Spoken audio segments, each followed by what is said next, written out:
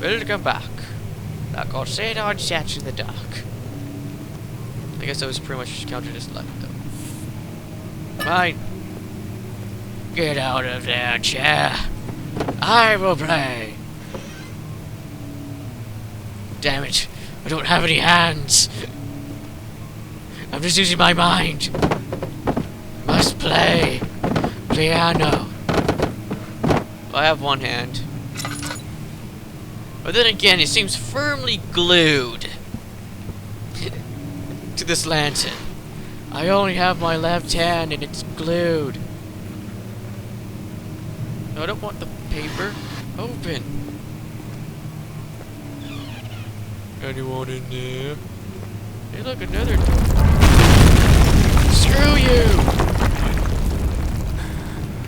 Oh. Wait a minute. We're above ground. Where's all this rubble? There's rocks falling from the sky. And I thought I was already insane before going into this game. Why am I even having this out?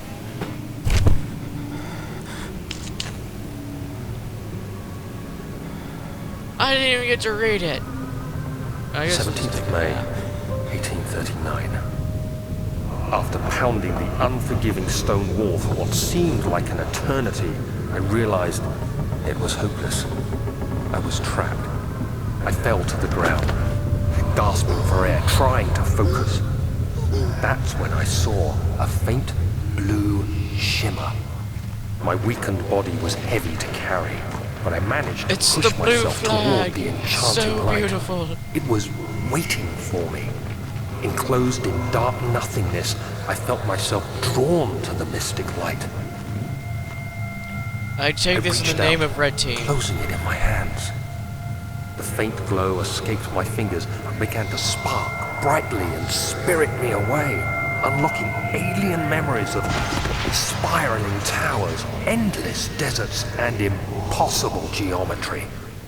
The next thing I can remember is the grating sound of stone being lifted, the voices of the Arabs pulling me to safety, and grasped firmly in my hands was the broken pieces of a most peculiar relic. So they were speaking Arabic. And I am trapped in here, no? Yes. Still. Where's all these rocks coming from? Well, hello, hello.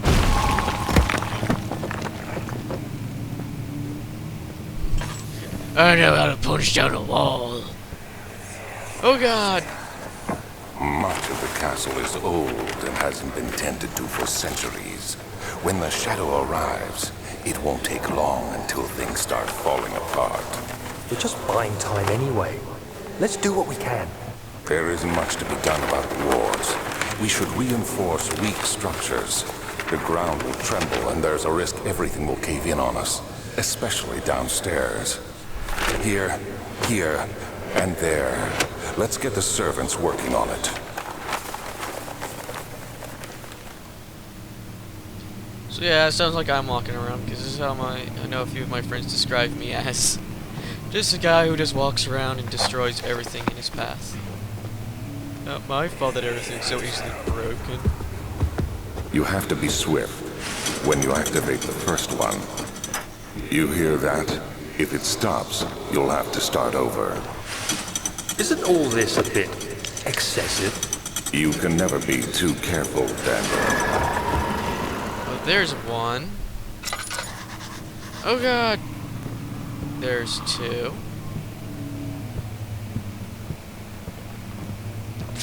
Loot!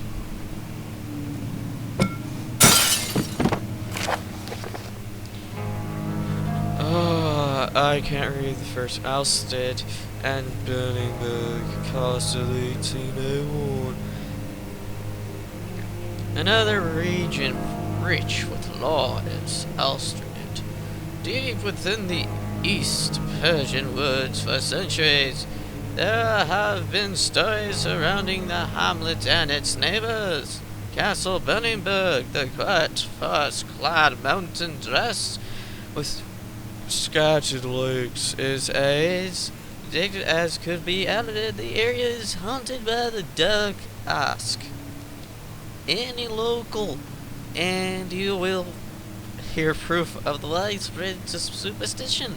All travelers should indulge themselves in such conversations since it will certainly serve as exciting entertainment. All of them had their own twists on the tale, but there are some methods that have been reappearing. The Gathers. This story reaches all the way back to the time of the 30 Years' War. It's said that soldiers would abandon their duty, go lost in the cold dark woods, were forever damned to roam the grounds. Their bodies, wrought by their tainted souls, have left them disfigured and empty of essence. Many have salted them over the years, and despite them as horrifying evidence, they move slightly through the woods, silently, shying away from any beholder.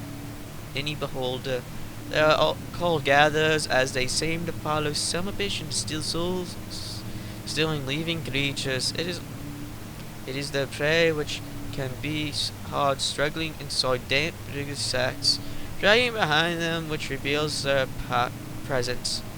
What dark scheme do they follow? I don't know, but my jaw hurts. A visit undone. Richard Caligula's Epipa, the well-known visited Astra at the start of the 16th century. He resided in the local inn for a fortnight as he looked for remnants of the kingdom past. During his stay, all the pertinent members of society paid notice. He is mentioned in many records of the time. One day he went to investigate a burial in southwest Glarus, on to never be seen again. Ettridge is known to have passed away in general some 10 years later. He dismissed the notion of ever visiting Alfred, which makes you wonder what really happened. Who was the mysterious man who visited the sleepy hamlet in the woods? What happened to him?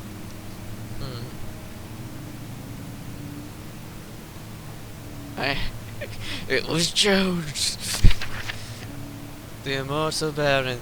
The Baron of Berenberg lives as a reclusive life with his family at his castle nearby. Illustrated, and like most of the noble birth rumors, are inherited along with the title. Researching the history reveals little before the castle was consumed by fire in the late 16th century. It was rebuilt by Alexander, a nobleman for Rhinelands.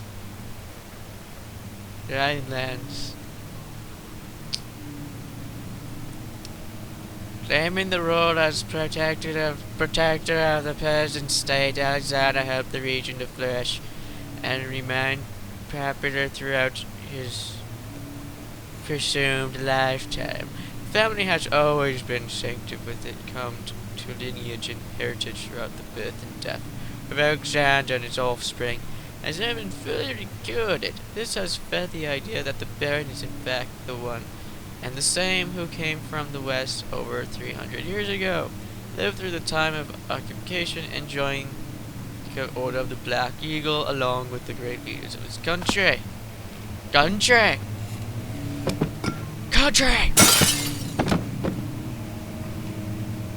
one's already smashed.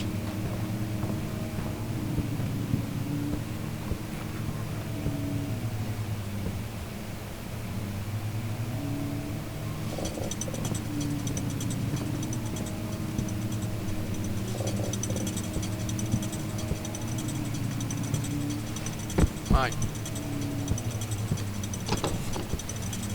Oh, where did I missed one.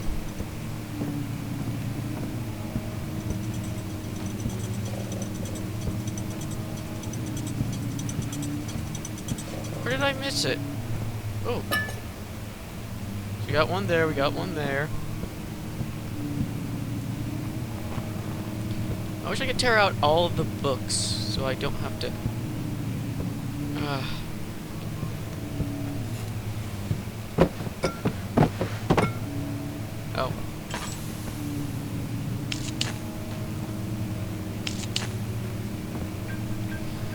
Okay, that's, in between episodes, I will figure this out. Until then, I'll see ya.